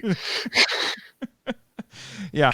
But everybody mourns in their own way, I guess, right? So this is true. But yes, the thing is, there is actually a reason for it. It's not just some random thing. It's not some quirk of Akio who just, for whatever reason, is obsessed with traffic accidents. It is actually a thing. And interestingly, for what I found doing some research on this, believe it or not, car accidents are more dreaded in Japan than in the US. So, to give a little bit of a background, Japan started motorizing after World War II and has divided its traffic accident fatality trends into 4 different eras.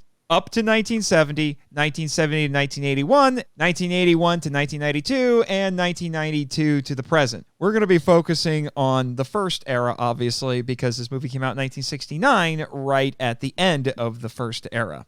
And during this time, traffic fatalities increased rapidly, and they reached their peaks in 1969. Oh yeah, the year this movie came out, and in 1970. The later part of this era is called the Traffic War because the fatalities exceeded the total Japanese fatalities of the first Sino-Japanese War, which lasted from 1894 to 1895. So there you go. That's the origin of the naming convention. Otherwise, it honestly sounds like a ridiculous Transformers story. The first traffic war. It's the first traffic wars of Cybertron. But, it's funny because when you talk about the motorization of Japan and the rapid growth of the imports of motor vehicles and stuff after World War II, I always think about it a little bit later You know, you think about in the 70s with the rise of the motorbike and the motorcycle, which we see reflected in not only in Daikaiju film, but also in Kamen Rider. Kamen Rider was a direct response to the popularity of motorcycles in Japan. And part of my understanding of that was one of these motorbikes and motorcycles were popular was because, you know, you've got a relatively high population density in the cities, getting to be a very high population density in parts of Tokyo and the other major cities. And it's just easier and more fuel efficient and cheaper to get around with a motorbike or a motorcycle. But that those also led to a lot more inherent risk. A motorcycle is nowhere near as safe as a passenger vehicle, especially if you have passenger car versus motorcycle. Yes. The fatality rate for motorcyclists getting hit by passenger vehicles is unfortunately very high. That is why we have numerous campaigns to be on the lookout for motorcyclists in the US. But it makes sense. Think about the images you have in your mind of Tokyo. And then think about all that number of vehicles all in a relatively small space crammed together. And it's not surprising that they had just a very strong upward trend for the number of fatalities from traffic accidents. So it does make sense. That's always kind of the collateral damage, if you will, from the rush of modernization, is that a lot of technology is not compatible with human life. We see this in every stage of an industrial revolution. We see that it's the humans are the ones that suffer when technology clashes with other technology or clashes with itself because we're frail. The machines are not, you know? It's again another kid thing. I mean, a traffic accident is scary enough when you're a driver. Imagine if you're a kid. It's about the closest thing that as a kid you can think of to being assaulted, or it's as loud as a gunshot. It's loud, it's scary, and it takes loved ones away from you, potentially. So yeah, absolutely. I can see it as part of Akio's motivation. If we're literally at the peak of this in Japan, that would be something that a Japanese child might say, you know, in a perfect world, maybe they wouldn't have this. So we wouldn't have all of this going on and all these fatalities and all these people losing loved ones because of it. Jimmy, did you send Luke my notes? Yeah. When were you guys going to tell me this? Because seriously, you read ahead, man. Yeah, you know, I mean, certain things can be interpreted multiple ways, but this one seems kind of straightforward to me. That is, especially in Japan, where that's always been in the Showa era. That's one of the defining features of the Showa era that has continued on into modern Japan. It's the culture clash, the push and pull between the modern world and the more rural world, the agrarian, fishing-based and other agrarian-based economy versus technology, the two sides of Japan as a culture. Which always seem to be kind of at clash with each other. So it would make sense, you know? Whereas in here, that's the thing also, is that it's hard sometimes, I think, for us as Americans to really understand the population density of not just Japan, but a lot of Asian countries. And the idea of how much you really are on top of your fellow citizens just because of the size that you have to work with. What are your thoughts on this, Greg? I think it's, you know, especially impactful like in like a children's film, because I think one of the earliest lessons that we all learn growing up is to look both ways before crossing the road. Yes. And that's because traffic is such a dangerous aspect of everyone's life. And it's like one of the first dangers you learn about as a child. And you look in this film where you see the three kids going around on their bicycles, going just out and about on the town and everything. They're having to deal with traffic, and this is like a danger that is, you know, it's part of their everyday life, even though they're having fun and everything. Like, it, you know, they don't have to really worry about something like heart disease or old age or anything. Like right now, like one of the most dangerous things that could end their life is because of a vehicle coming out of nowhere. I would say it's the most relatable kind of way that a child kind of first learns to deal with facing death. I guess in a way it also makes it interesting that the two things that Akio is bringing up is war, which for children that might seem like something that's really far away and, you know, it doesn't really touch their lives, but they understand what it is and that it's bad. And then traffic accidents are things that they can witness. And then, you know, this whole thing is called the traffic war. So maybe Akio was reading the newspapers and saw that term floated around. So he kind of grabbed onto both of those. The other thing is, too, is that, so look at the ages of the kids here. One could presume from the ages of all the children that their parents probably didn't serve in the war. No, they're you too know, young. that their parents were probably kids during the war or maybe teenagers during the war, depending on how old you want to present them at now. And we all kind of know this, especially in Daikaiju film. The war was not something you talked about in Japan in the post-war period. You did not bring that up. So comparing war with traffic accidents is two things that I guess perhaps could be seen as preventable.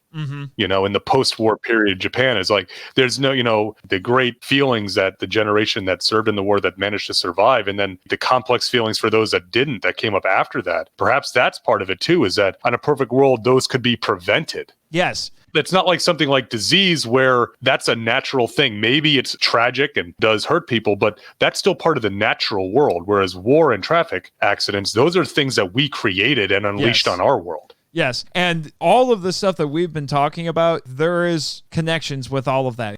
The increase in traffic accidents is actually connected to the Japanese economic miracle and the fact that they were growing as an economic power. But because of all of this, the Japanese government saw this as a very real crisis, and they had to take measures to curb it. But just to give a few numbers to what we're talking about, so Japan's gross domestic product increased quite a bit at this point, as well as their population and their road lengths. Just to put this into perspective, in 1951, there were 4,429 traffic fatalities. But in 1970, which is when this peaked, there were 16,765. And there was a 40-fold increase in car ownership during this period, and the population grew by 23%. So it went from 87 million to 103.7.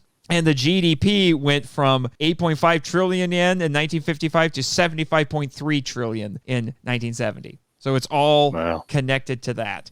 The main victims of traffic accidents were children, but also the aged, pedestrians, and cyclists. And there were more young people, as in less than 16 years of age, and old people, which were 54 and older, who were non-car users, who got injured or killed in these accidents. And Japan is densely populated because 75% of it is mountainous. And then the roads have to cut through those, which just increases the difficulty. And then, you know, they have to go through a lot more urban areas. So it's hard to isolate pedestrians and cyclists. And that's no surprise because they make up 60% of the auto accidents. And this article I was looking at was talking about two different kinds of traffic accidents in Japan. And they said the most common one before the 1970s was what was called the mobile weapon, which sounds a little bit funny, but these were vehicles causing pedestrian injury or death. And then in the 70s, it went to mobile coffin, which was incidents that kill the drivers or passengers of the cars. So I like the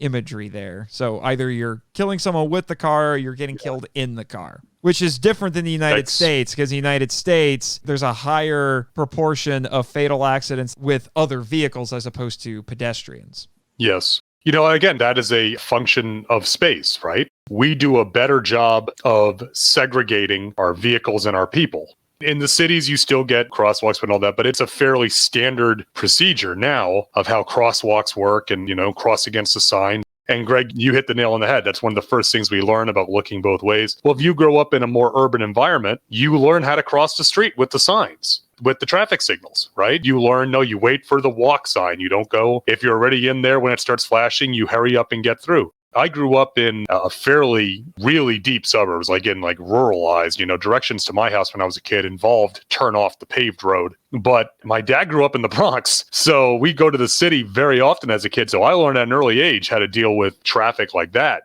You're right. That is a very real threat. And like you said, Nathan, with those statistics, that's a very real and immediate thing when you're a kid, especially in a situation like this with the population and the trending with car ownership and pedestrian fatality. Yeah, and one of the things that I found interesting looking through all of this is, as I said, the Japanese government jumped in to try to intervene on this, and so they've done things like they have been putting in a lot more traffic signals and road markings, and they've run campaigns to encourage people to comply with the rules of the road. And also, they've designated driving schools with uniform curriculum. In other words, it's a little bit difficult to get a driver's license in Japan. They established a compulsory road training program for obtaining a driver's license, and it has a system of short training courses that you have to undergo every 3 years to renew your license. So they take this very seriously. They want to make sure that the drivers who are on the road are competent. Isn't that just the most Japanese possible solution to that problem? A mandatory, compulsory, very organized training system that has very meticulous records, I am sure. You know? It does sound like that. I get the feeling that this was decided by a room full of very stern-looking gentlemen in dark suits. Probably. The same guys who, in 1970, implemented the Traffic Safety Policies Basic Act, which formulated the first fundamental traffic safety program, which went from 1971 to 1975. And then the 10th fundamental traffic safety program, which was from 2016 to 2020, was talked about in 2015. So yeah, they took this very, very seriously. And what's interesting is that they tried to calculate the actual loss that they experienced from this. And in 2004, they estimated that 4.4 trillion yen was the annual monetary loss caused by traffic accidents. Wow. And they also talked about what they called non-monetary loss, which included things like psychological pain and suffering, loss of the joy of life, and so forth. And so they estimated that came out to around another 2.3 trillion yen. Which they used to... You don't necessarily think of the cost, you know? Yeah, they use something called the WTP, which is the willingness to pay, to figure that out, because the WTP is the maximum money that someone considers to be able to pay to avoid a traffic accident. Mm-hmm. And they said that the WTP accounts for about 75% of the fatal accidents. Yeah. Interesting. It's when you get into the statistics and putting a cost on it, you get into some interesting metrics. You know, you get a little bit into the weeds a little bit. But yeah, you can. Yeah, I mean, there was a lot of stuff that I was coming across that applied to this. Yeah. Now, we've mentioned a few of them already, but obviously the ways that the Japanese have been trying to curb this includes traffic safety facilities and road traffic environment regulations and law enforcement, education, and publicity. They've also done it by improving vehicle safety standards and, interestingly, emergency medical care, because you got to take care of people when they actually do get into accidents.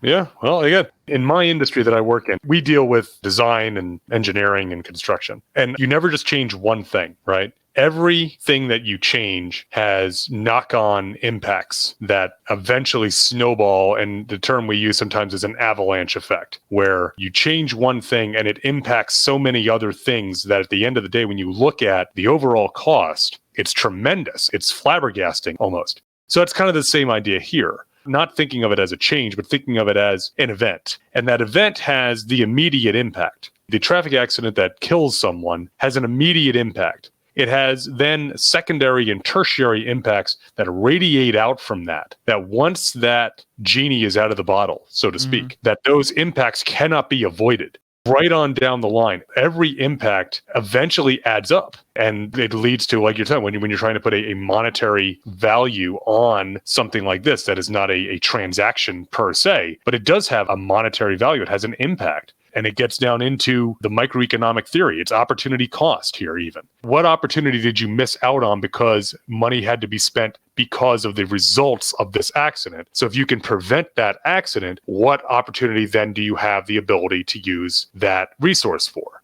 We're getting a little bit into microeconomics 201 here. Yeah, but it's the right idea, right? There's no simple problem. The solution is easy. Just do this. It's like, well, okay, but that solves maybe the symptom, but that doesn't solve any of the other either root causes or the other effects are still there. So, again, you don't think of it, but it is a complex system, and all complex systems by their nature tend to get quite complex and grow even larger. That's what chaos theory is based on, right? That complex systems are impossible to predict because there's too many variables. And so here you have too many impacts from one event. So it makes it very difficult to accurately tally the full cost of that event. One of the other things that the Japanese have been doing to curb this is they've passed laws related to seatbelt. They revised the law from 1951 that required all passenger vehicles to have seatbelts installed in them after 1975. They also, in 1971, required all drivers and passengers on expressways to wear seatbelts. So they've been increasing the strictness of the laws related to seatbelts. There is another kaiju connection to this, because another thing that they did to curb these accidents, specifically when it came to children, yellow baseball caps. Japanese children, many of whom were latchkey kids, wore bright yellow caps to make themselves visible to drivers. And they often were emblazoned with the logos of popular Japanese baseball teams in order to sell the hats. This was a common sight on sidewalks in urban Japan, and we see these in Godzilla's Revenge. Ichiro wears one. Yeah. And we also see it in Oshima's movie Boy, both of which were released in 1969. Oh, what else was happening in 1969? The traffic fatalities were at their peak. And that was also the year this movie was released, and we have a kid who's mildly obsessed with traffic accidents. Exactly. So there you go. Exactly. You can make fun of Ichiro all you want, but he wore that silly, bright-colored baseball cap so he wouldn't die. Interesting. Yeah. Well, hey, you do what you got to do, right? You wear your high-visibility stuff. Right. So Akio is not crazy. That's Kenny. Kenny is psychotic, but Akio is just being a child talking about a very real thing in child-like terms. So next time you hear anybody make fun of Akio for his obsession with traffic accidents, you can tell him, shut up, let me educate you. All right. Explain too Japan's fascination with giant robots, because you can't get into traffic accidents flying around in a giant robot. Jimmy can vouch for that because he has a giant robot. He has two, actually. So he flies me around in one of them to get me to all of my guest spots on other podcasts. So I think we can close up shop here pretty quick, but I'm going to say we just breeze right through this because right now I'm able to make this episode without any memos and announcements to read from my Orwellian overlord. So let's skip on ahead to another segment that will be a little bit unusual today, and that is listener feedback. Yeah, I was only able to avoid it for the live broadcast, and after the show and everything else that happened that day, the board sent me an email that in no uncertain terms said that I needed to include their announcement in the podcast version if I wanted to avoid violating my contract and getting shot into space.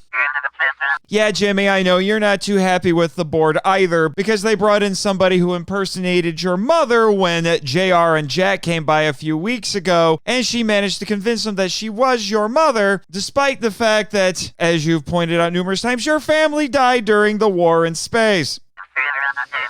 Calm down, man. I get it. You played along on the air so you could avoid getting into trouble, but after the fact, you were just upset and you can no longer contain yourself. I get it. Let's just get this board announcement over with. The silly thing is, this is something I mentioned earlier on in the episode, but it has to be the official announcement, so here we go. From the board's Twitter. We are pleased to announce that the newest member of Monster Island has arrived. The science team is still deliberating on what to officially name him, so for now, we'll go with the current consensus and call him Titanus Doug. Doug will be housed on the south end of the island and will be an excellent attraction for our younger visitors. Thank you to the excellent team that have brought Titanus Doug safe and sound to the island. This is yet another step in finding a better way forward for everyone here on Monster Island. There you go. And now, back to the episode. And interestingly, I scheduled out some listener feedback for this episode, and the guy whose feedback I had scheduled to talk about is actually on the show. So, Luke, would you like to read your email? Absolutely. And now a reading from Luke's email to the Monster Island Film Vault. So this is in relation to your Prophecies of Nostradamus episode. The subject is Prophecies of Nostradamus. And Luke writes, Nathan, hey man, wanted to drop you a quick line to let you know that I enjoyed you and John LeMay talking about Prophecies of Nostradamus recently. As a fan of both Japanese tokusatsu and Western disaster films, Toho's Panic films hold a unique place for me, crossing the bridge between the two camps. I often describe Prophecies of Nostradamus as the craziest disaster film ever made because Bano and company throw in not just everything and the kitchen sink, but the plumbing and light fixtures too for good measure. It's jammed filled with ideas and imagery at the expense of the story, making it almost a work of art more than a commercial film. But it definitely is a memorable cinematic experience. What strikes me about Prophecies of Nostradamus is its cruelty and unrelenting depiction of suffering. The family being burned by the solar radiation is bad enough, but add to that the family being washed away in the flood while sitting down to dinner, or the family trapped in the freeway explosion, complete with screaming baby. Yoshimitsu Banno, thy name was not subtlety. Lastly, I did want to add my 2 cents. You and John were discussing the unproduced sequel and what may have been represented by the, quote, King of Terror coming from the skies. Personally speaking, I subscribe to the theory that, especially in a Japanese film, the King of Terror in this context has to be a nuclear weapon. I am reminded directly of the Megadeth song Rust in Peace, where the Polaris missile is personified as a nuclear murderer and speaks to the listener in the first person. Thanks, and looking forward to more Dai Kaiju enlightenment, Luke. I actually am terribly amused by the fact that you worked in Megadeth into this discussion. Kudos to you, sir. well, I mean, Rust in Peace is a song that has spoken to me for many years. I just love that it's such an anti-war song from a band like Megadeth, you know, whose name comes from a measurement used in the explosive force of a nuclear weapon. Ah, that's interesting. So, are you familiar with that song, Greg? No, I'm not, but I'm familiar with the band. Okay. It's off their 1990 album, Rust in Peace. Yeah. The song is called Rust in Peace Polaris, and it's the last track on there. But yeah, the King of Terror has been interpreted to mean a nuclear weapon in other contexts. And I have to presume that, especially again in a Japanese film, that's how how that would have to be interpreted here. Yeah, that wouldn't surprise me at all. But the thing with prophecies, like I said, it's so cruel. Banno didn't shy away from that, and he didn't do it in Smog Monster either. I watched Hedra with my kids a couple months back when I was prepping to do it on Earth Destruction Directive, and there are some scenes in that were a little upsetting to my younger boy, who was 9 at the time. I won't show him Prophecies of Nostradamus. Oh, forget that. You know? No, you shouldn't. Just to fill you in a little bit, Greg, the Prophecies of Nostradamus was a film that I covered a few months ago. It's actually a banned movie. It has been stuffed into Toho's vault because it became controversial. It was a massive hit, but it was controversial. Honestly, really only because of a 30-second scene. And the movie tricks you and makes you think that this is actually something that's really happening when really it's just illustrating a hypothetical that's being discussed by a, honestly, kind of a crazy scientist in a speech, where a nuclear apocalypse happens and there's these absolutely sickly, disturbing little mutants that show up and they fight over, I think it was a worm of some kind, trying to just to scrap together some food. And it was deemed offensive to survivors of the nuclear bombings. So it has been stashed away. But there are people who've managed to find copies and have made them available to people in bootleg circles. It's an interesting little movie, but it is not for the faint of heart, for sure. That's interesting. Lately, I've been listening to a lot of YouTube videos about lost media, and I find that to be an interesting topic, especially with Mystery Science Theater. We had missing episodes until recently. Same with Doctor Who. So 2 things that are on topic with this episode. Yeah, well, the thing is with those are just media that has just been lost either through negligence or something like that. These were intentionally thrown into the vault with no intention of letting them out. And I've covered actually 2 of those on the show. One was Half Human, which was from the 50s. It was basically a Sasquatch movie, and that was deemed racist because of a mountain tribe that was in it that worshipped the snowman. It's just one of those things that just shows how the attitudes toward subjects like this are very different in Japan compared to, say, the United States. Because you can go on Amazon right now in the United States and buy Birth of a Nation on Blu-ray. But Toho's little abominable snowman movie and Prophecies of Nostradamus are supposed to be hidden away and never spoken of again. And it'll be interesting, especially as we go into more of a digital-only type of media and service, and less having physical media, if we're going to run into that even more now, especially with when you're dealing with stuff like cancel culture, changing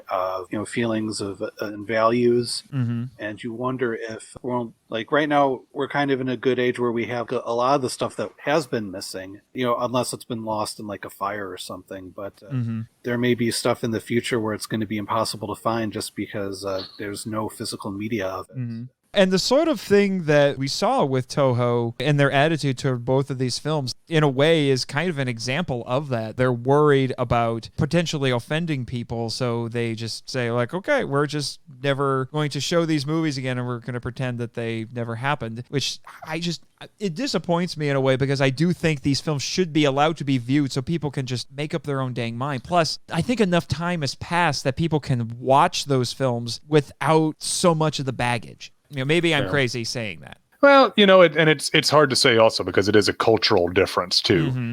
Half Human, I think some of the subtleties of that group of people and how they have been treated may be lost on us because we're not part of that culture. Yeah. But in the case of Prophecies of Nostradamus, there will be people that will argue is like, well, it'll never be okay to depict the survivors of nuclear war in that way. And again, Japan is in a unique position to comment on that. A Japanese person would be in a very unique position to comment on that versus a citizen of any other nation, especially the United States. By the same token, from an artistic standpoint, I do understand your point and I do agree with you. Long ago, back about 2002 or so, Walt Disney started releasing these very handsome tin collections of their short subjects. I have both volumes of the complete Donald Duck, as I'm a big Donald Duck fan. And some of those early shorts won't really fly, some of the stuff that they get away with, especially in their depiction of Japanese characters and what have you. They now look at them now and they're just saying, like, wow, that is a kind of an offensive racial stereotype. But a lot of those, what they would do is they would introduce them. And I think on that set, it's Leonard Maltin specifically introduces them and says, look, these were products of their time. They are presented here for historical purposes, but we don't endorse these views. These views were wrong then and they're wrong now, but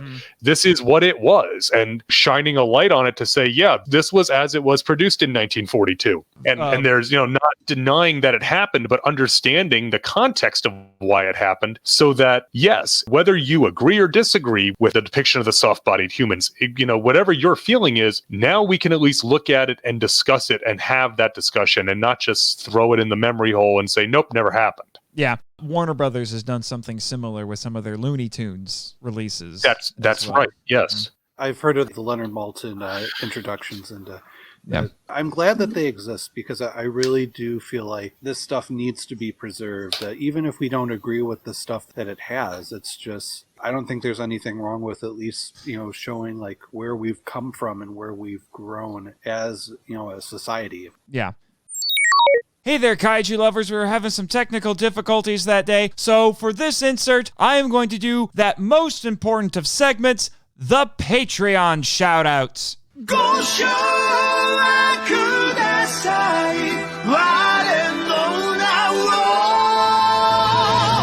Travis Alexander, Michael Hamilton, Danny Damana, Eli Harris, Chris Cook, Damon Noise, and Bex from Redeemed Otaku. Thanks a lot, guys. And remember, you too can join MIFV Max on Patreon. And for as little as $3 a month, you can get perks just like this. Check out the links to Patreon in the show notes. And now, once again, back to the show.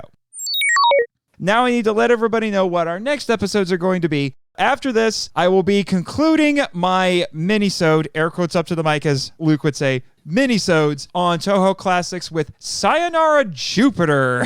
Have you seen Sayonara Jupiter, Luke? I have not. That is on my list of ones I want to see, though. I've heard very interesting things about Sayonara Jupiter. Of course you're looking forward to that one, Jimmy, because space and all of that. I haven't seen it yet, so should be interesting. And then after that, the Year of Gamera will be continuing with what might quite possibly be the zaniest out of all of them, arguably. Who knows? It's everything with Gamera is debatable. Gamera versus Jiger. Oh, goodness. That one was not on MST3K. And I will be joined by my longtime podcast friend and Kong fan. He was on before for one of my Kong episodes, Ben Avery, who I'm telling you guys, I think he runs a small podcasting empire. He's got his hands on a lot of different shows. And he's an avowed monster lover. So this should be interesting because, like I said, Jiger's nuts. But no episode of MIFV would be complete without shameless self-promotion. what have you got for us, fellas? Although, Luke, I've already helped you out because I played an ad for your show. Well, and that ad is, as always, appreciated. First off, I just got to say, as far as Jiger, she's got the moves like Jiger. That's all you need to know about Jiger. You beat me to the joke. Congratulations. When I covered Gamera versus Jiger on Earth Destruction Directive, which is a Daikaiju podcast you can find at twotruefreaks.com, that was the name of the episode, was the moves like Jiger. But yeah, so Earth Destruction Directive is my main podcast. I've been doing this, Cheese and Rice. It's been a decade now that I've been doing Earth Destruction Directive. Hard to believe, but there it is. You're the old vet now. I know. I'm the grizzled young vet. He's a grizzled young vet. He's a grizzled young vet's a different thing. So we cover all aspects of Daikaiju culture, movies, TV shows, video games, toys. All the things. Yes. And that can be found at twotruefreaks.com. I also am a co-host on The Vault of Startling Monster Horror Tales of Terror, which is a horror film podcast, which I co-host with my brother Jason Jaconetti, the Two True Freaks OG Chris Honeywell, and the hair metal hero Chris Tyler, which can also be found at twotruefreaks.com. And I also am a co-host on Get Back to the Wrestling. Finally, there's a podcast on the internet about professional wrestling. I co-host that with my brother Jason and the hair metal hero, also at twotruefreaks.com. Two True Freaks is TWOTRUEFREAKS. So please, if those sound interesting, please go check them out. All righty. And what do you got for us, Greg? Yeah, you can check out my old podcast I was part of called Out of the Speed Force, where me and my friend Dave went through a CW Flash TV show until I just kind of got sick of it and the CW-ness of it. Yeah, I understand. Trust me. Well, actually, it was Ralph Dibny getting fired was like the last straw for me, where I was just like, okay, I'm done. Yeah. Yep. But you can go back and kind of check some of our thoughts on that. We did like a good stretch of the episodes from season 1 when the show was like at its amazing peak, when it was like a fantastic show. So yeah, you can check my stuff out there. All right. And also, you and I have collaborated on some writing projects. That things like Children of the Wells and things like, which we really should get that revitalized. I'm just saying. I need to bug Nick about that. Nick Hayden, for those who don't know. Yeah. And I need to talk to you about some ideas that I've had of doing like something similar, at least like a blog or something like that. But we both have written books for the Children of the Wells. Well, I've written a book, Here's in the Hidden, but Nathan, you've also written at least 2, I believe. Yeah, a couple of them. Yeah. I'll leave some links to both of those in the show notes. So, yes, Jimmy, I know. We're crunched for time. Oh, Jessica came back. She's going to be coming with the 3 of us so I can put you guys up in the Monsterland Resort, because my guests on the show always get the star treatment. 5-star rooms, you're going to have a good time, and hopefully, Greg, Mona doesn't mind that you spend a night here on the island, and maybe we'll send you home with some nice Monster Island-themed groceries, so hopefully she won't mind. Yeah, I'll probably have to spend a lot of time taking care of the baby and make up for that. Yeah, and Luke, you can tell your boss that your night at the island needs to, he needs to cut the check for that.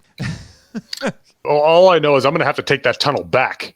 And I don't know that I'm looking forward to that. I'm just putting it out there. Yeah. All righty. Well, with that, gentlemen, Jimmy, cue credits. Thank you for listening to the Monster Island Film Vault, a podcast produced and hosted by Nate Marchand.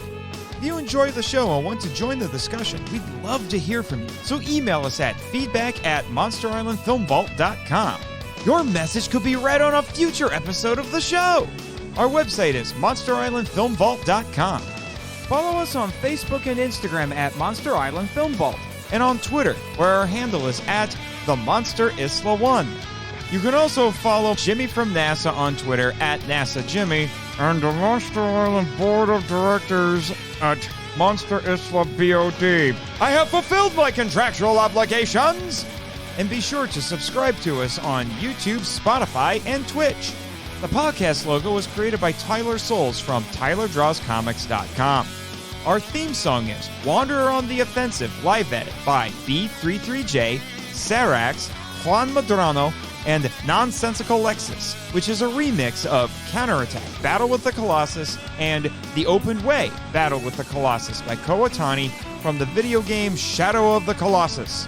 All film and audio clips belong to their respective copyright holders, and no infringement is intended or implied. please rate and review us on Apple Podcasts and or Podchaser to spread the word about the show. You can also support us by joining MIFV Max on Patreon. The Monster Island Film Vault is a Moonlighting Ninjas media production. Sayonara! Sounds like Luke and Greg are going to enjoy themselves at the Monsterland Resort. And why wouldn't they? This place is basically G-Fest on a kaiju-sized dose of steroids.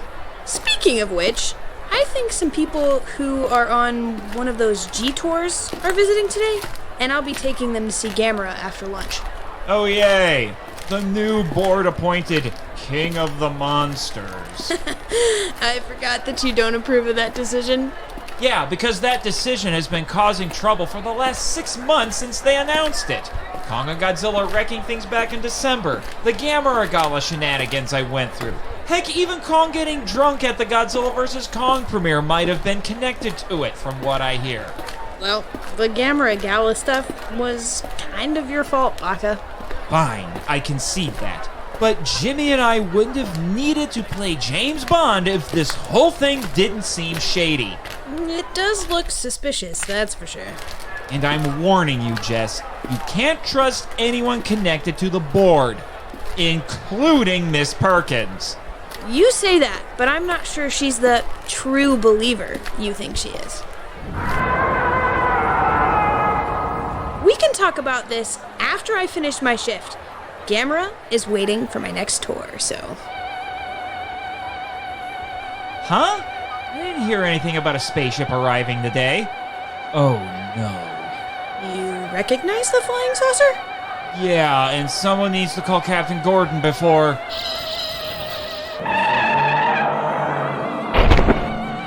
Oh my Mothra! How dare they hurt the friend to all children!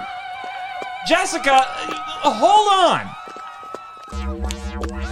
They're kidnapping Gamera using a tractor beam! That's because they're... The Terran Space Women, Flobella and Barbarella at your service. Wow, those translator choker things make you sound like you're actually from Indiana now. I should know. I'm a born and raised Hoosier boy. Shut up. We didn't come here to kill any humans, but I might shoot you for being annoying. Get in line, Space Witch. Jessica, not helpful. Remember when we used to fight like that, sister? Yeah, didn't one of you betray and murder the other before dying herself? You humans and your primitive fourth-dimensional thinking. Let me at him! No, Jessica. But I don't need to eat any brains to figure out you two alien wenches came down here to gloat, so tell me, why are you here? Isn't it obvious? It's only in the song you humans love so much. What song? Gamera is really sweet. He is filled with turtle meat. You're kidnapping Gamera so you can eat him? To absorb his knowledge and power, yes. It's what we do. Plus, we've talked with enough of his foes to know he's delicious. You want Gammy? Come and claim... If you'll excuse us, my pseudo-sister has to touch up her makeup in the restroom over there. Come on, Emoto. What the... Let me go, I can... You need a firm foundation on that pretty face. That's such a smart move, humans. Your brains might be worth eating. Perhaps they can be our appetizers next time we come to Earth.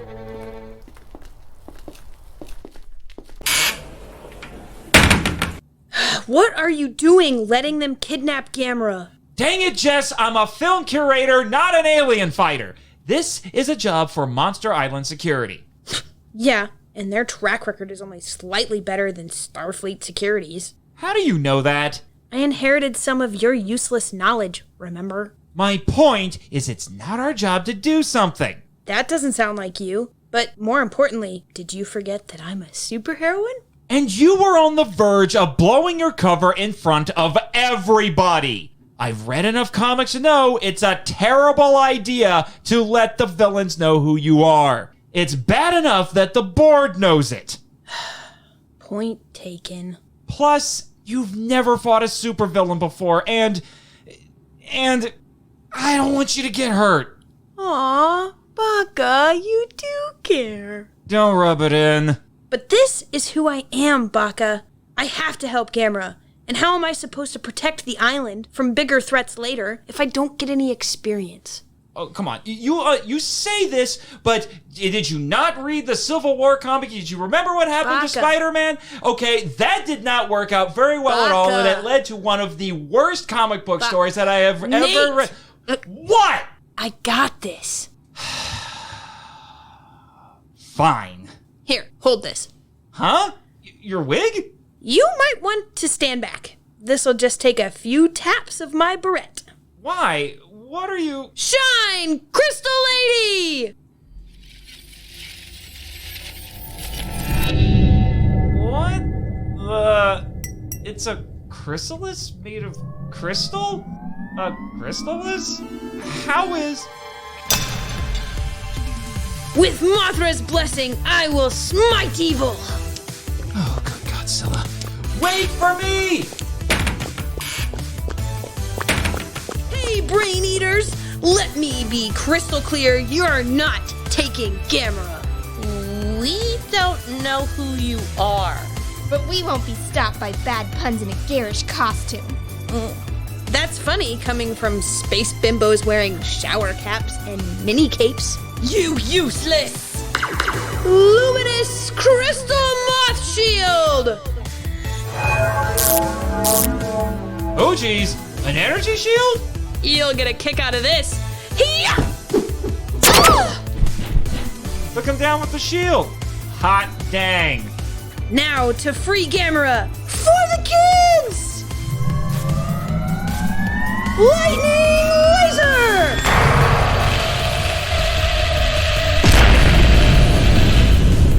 No! Our spaceship! You'll pay for that! Eat laser bug, girl! Sparkly glitter storm!